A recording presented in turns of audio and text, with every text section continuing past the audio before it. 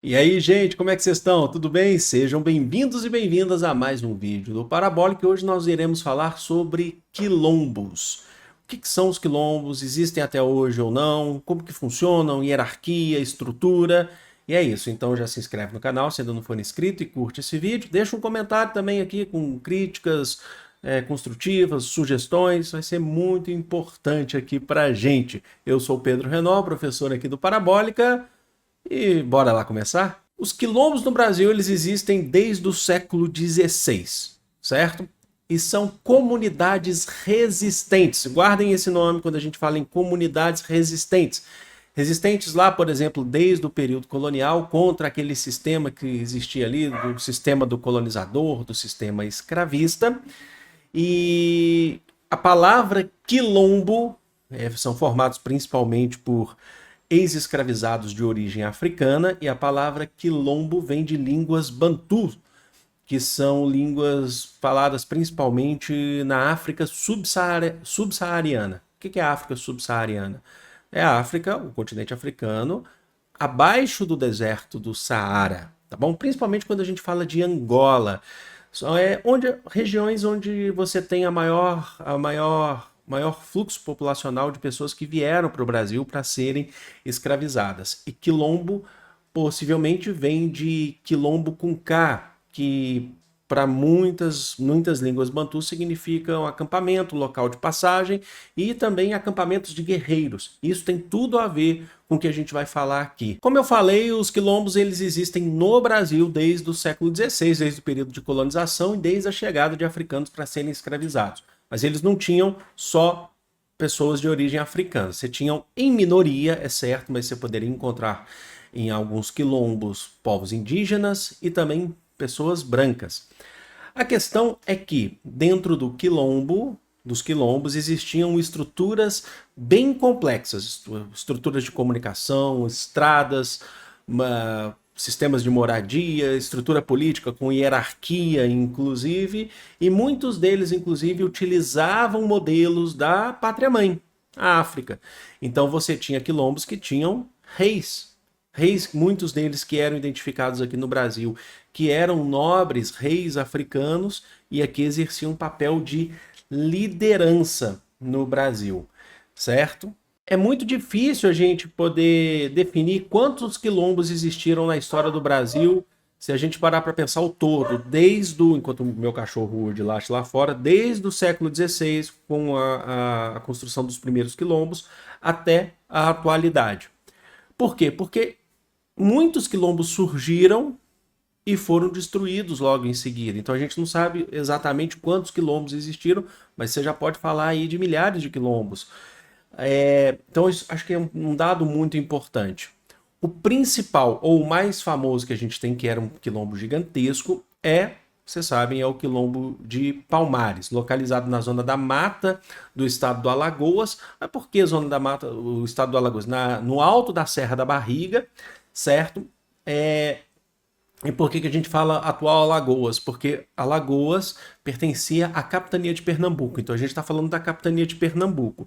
É importante destacar isso também porque a gente está falando de um período onde a lavoura açucareira era a grande economia de Portugal aqui no Brasil. Então, muitos dos habitantes de Palmares, na verdade a maioria, são pessoas que antes foram escravizadas nos engenhos de cana-de-açúcar da capitania de Pernambuco, que era o núcleo econômico de Portugal durante o século XVI e parte do XVII aqui no Brasil. O principal líder, o líder que a gente mais conhece, a gente vai falar um pouquinho mais disso daqui a pouco, mas foi Zumbi de Palmares. E ele foi assassinado no dia 20 de novembro de 1695, após resistir a vários ataques de bandeirantes. E aqui está um ponto muito importante para destacar para vocês. Quilombo é sinônimo de resistência africana, principalmente, ao modelo escravista implementado pelos brancos, implementado pela colônia portuguesa. Então, o quilombo não é local de fuga por fuga.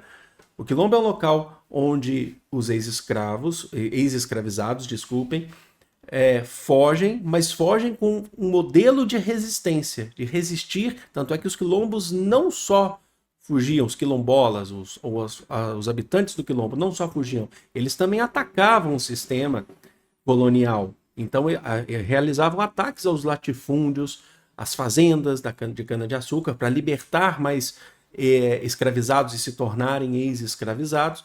Então, você tinha um modelo de resistência àquele sistema escravista que tinha no Brasil.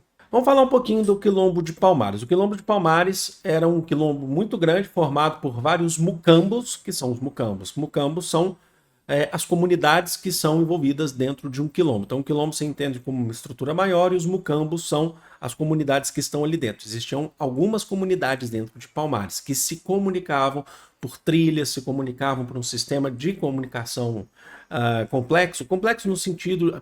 Complexo não, prático, né, entre eles. E a gente tinha um líder antes ali de Zumbi, que era o Ganga Zumba, também de origem africana, possivelmente um herdeiro de um reinado africano, de alguma etnia africana. Em 1678, o Ganga Zumba fez um acordo com o governador da capitania de Pernambuco, que foi o Pedro de Almeida. Esse acordo consistia em, o Pedro de Almeida, ele tinha definido que lutar contra Palmares seria muito complicado naquelas condições, porque os colonizadores conseguiam derrubar alguns mucambos de Palmares e logo em seguida eles eram reerguidos. Cada hora Palmares ficava maior. Então você tinha esse modelo se expandindo em Pernambuco.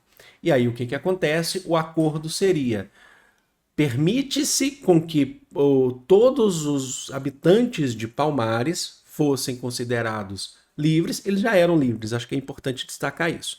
Eles já eram livres pelo próprio quilombo, certo? Mas do ponto de vista colonizador, do ponto de vista do sistema, tá? Latifundiário, português, eles consideravam, ó, a gente não vai mais tentar acabar com Palmares, a gente considera vocês livres, só que ao mesmo tempo vocês também parem de nos atacar, de libertar escravizados e para serem ex-escravizados em Palmares. E o Ganga Zumba aceitou. O Ganga Zumba aceitou essa proposta. Isso levou a um processo de resistência dentro do próprio Palmares, porque a concepção de quilombo, como eu falei para vocês, já era uma concepção ali dentro, de que é um local de resistência, não é um local de fuga ou de conviver pacificamente com o colonizador que outrora estava ali escravizando, chicoteando, massacrando, matando e forçando ao trabalho, certo? Que tiraram eles de forma violenta de sua terra natal, de sua pátria-mãe. E um desses nomes dessa resistência foi Zumbi, que a gente vai conhecer como Zumbi de Palmares. E é o que vai acontecer.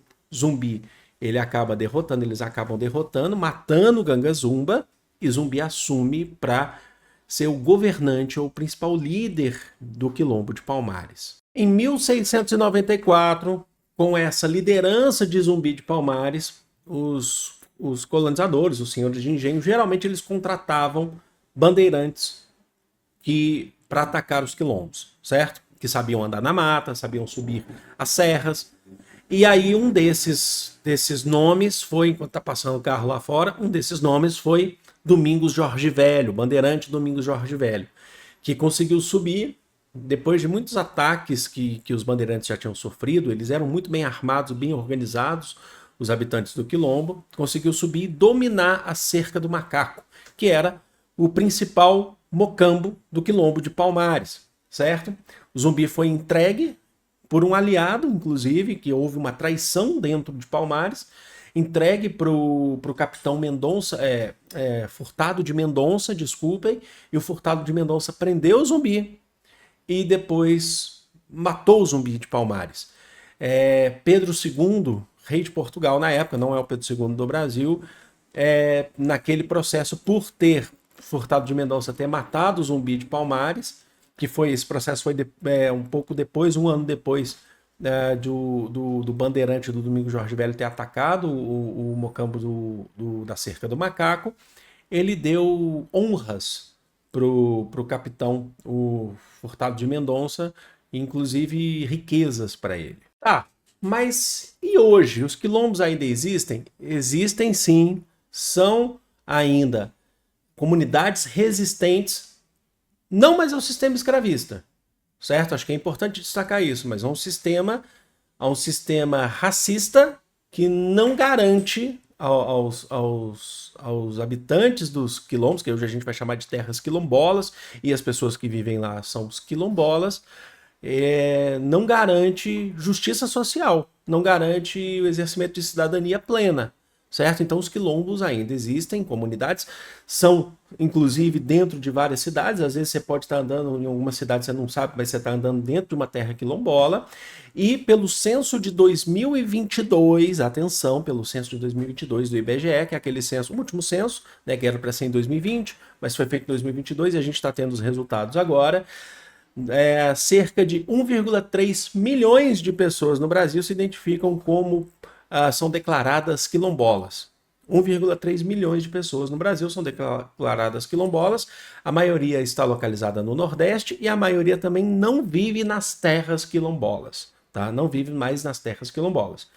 E atualmente são catalogados, aí falando da atualidade, cerca de 6 mil terras quilombolas no Brasil. 6 mil terras quilombolas no país. A maioria também, como eu falei para vocês, no norte e no nordeste, mas é possível encontrar em todo o território brasileiro, tá bom? Agora eu vou passar para vocês em relação à legislação, o que a nossa lei fala sobre isso. Então tá aqui pela Constituição da República Federativa do Brasil de 1988, está lá o artigo 68 da nossa Constituição, vocês sabem que é a Constituição Cidadã, aos remanescentes das comunidades dos quilombos que estejam ocupando suas terras, é reconhecida a propriedade definitiva. Então, vocês lembram quando a gente fala que a Constituição de 88 é a Constituição da demarcação de terras indígenas e quilombolas? Então tá aqui, devendo o Estado emitir-lhes os títulos respectivos, tá bom?